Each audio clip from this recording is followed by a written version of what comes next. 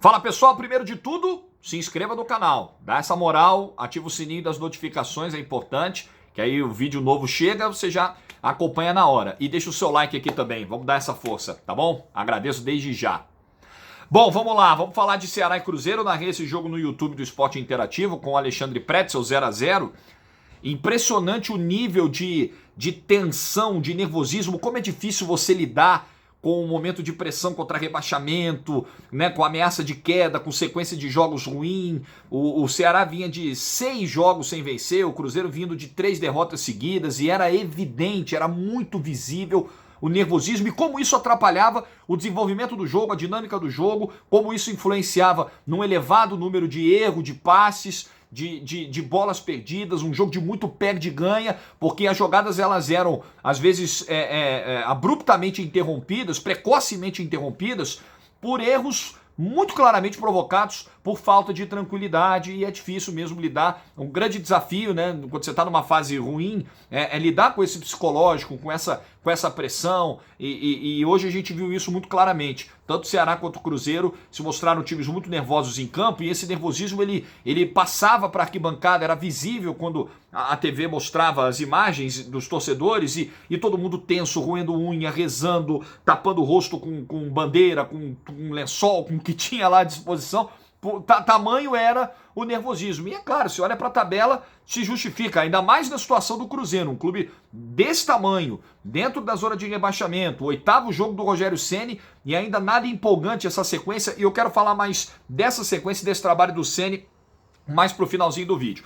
Mas aqui, voltando pro jogo, no primeiro tempo, o Cruzeiro teve boas chances, teve uma chance com o Pedro Rocha incrível, uma bola escorada de cabeça, ele bate de primeira, ele e o gol. E ele consegue mandar por cima, acabou errando. E logo depois ele conseguiu mandar para a rede, mas num lance que ele estava impedido, e ele é travado pelo Valdo, zagueiro do Ceará, mesmo assim consegue a finalização, manda pro gol. O gol não vale porque ele está impedido, e ele acaba se machucando também no lance. E aí tem que entrar o Fred ainda no primeiro tempo. O Fred não teve grandes oportunidades, até saiu bastante da área para buscar, para fazer pivô, para tentar tabela. No final do primeiro tempo, o Ceará cresceu e passou a ter as melhores chances, a principal delas numa cabeçada do Thiago Galhardo no cantinho, que o Fábio foi buscar. Primeiro tempo de um certo equilíbrio. O segundo tempo foi diferente. O segundo tempo foi de um domínio quase que absoluto do Ceará. O Cruzeiro voltou muito mal, e não é a primeira vez que isso acontece. Uma oscilação, uma diferença muito grande de um tempo para o outro, né, no Cruzeiro, e o segundo tempo foi de domínio do Ceará. Grandes oportunidades, e olha, pelo saldo, pelo que aconteceu no segundo tempo, acho que o Cruzeiro tem que comemorar o empate, porque o Matheus Gonçalves teve uma chance inacreditável que ele acabou desperdiçando num contra-ataque, a chance mais clara do jogo. Antes disso, o Galhardo chegou a mandar uma bola na trave, e era um Cruzeiro que não tinha respostas no segundo tempo. Inclusive, as mudanças do Rogério Ceni no segundo tempo, elas não surtiram efeito, e talvez até elas tenham bagunçado demais o Cruzeiro.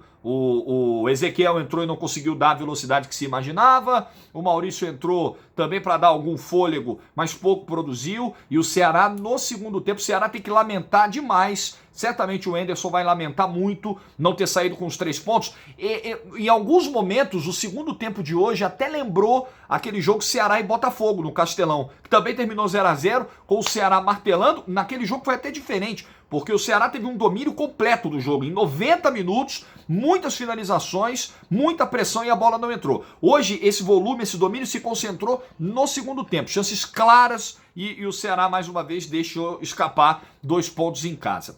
E aí, voltando a falar sobre o Cruzeiro, né?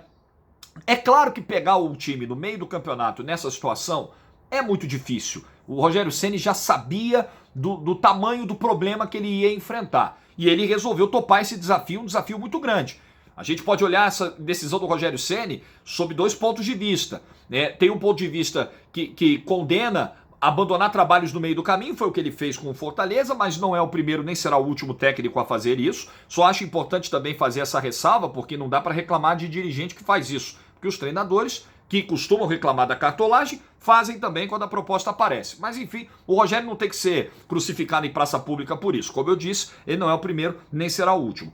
E aí tem um outro ponto de vista que é o seguinte, puxa vida, ele encarou um baita desafio. Ele saiu de uma zona de conforto, se é que dá para usar esse termo, no Fortaleza, porque não é conforto, né? Porque lá ele tinha o desafio de manter o time na primeira divisão com um orçamento muito menor que grande parte dos clubes.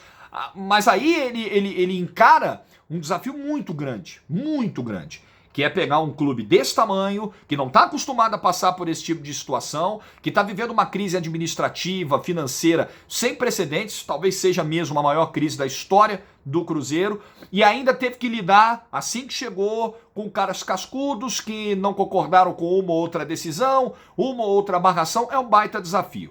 E então a gente tem que dar o desconto na nota final, né? Você dá um desconto pelo grau de dificuldade, o tamanho do problema que ele encarou.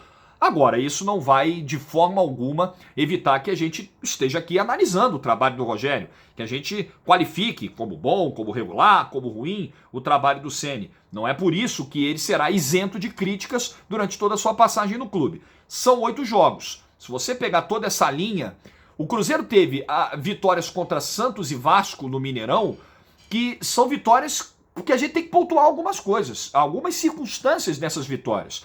A vitória contra o Santos, ela passa muito e é inevitável pela expulsão do Gustavo Henrique na primeira bola do jogo, com menos de 2 minutos.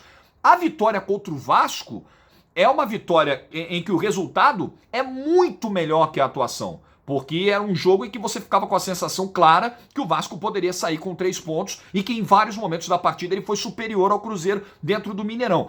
E aí você vê o Cruzeiro perder pontos com o CSA, o Cruzeiro 23 derrotas seguidas, tudo bem, não é uma sequência simples, ok. Grêmio, Palmeiras e Flamengo, mas o Cruzeiro não conseguiu 1 ponto nesses 3 jogos, deixa 2 pontos em Fortaleza, traz um com a sensação de que ficou muito melhor do que a atuação no segundo tempo.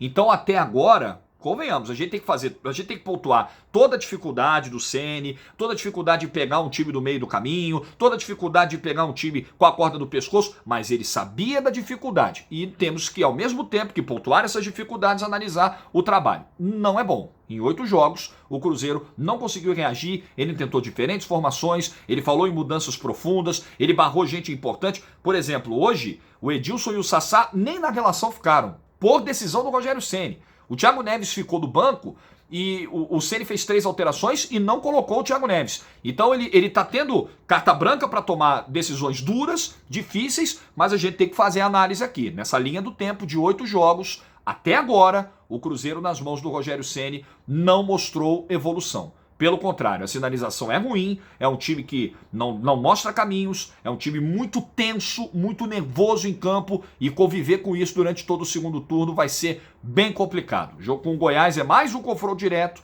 na segunda-feira, fora de casa de novo, outra montanha que o Rogério Ceni e o Cruzeiro vão ter que escalar. É muito difícil conviver, né, com zona de rebaixamento, ainda mais para um clube gigante como o Cruzeiro e que não costuma passar por isso toda hora.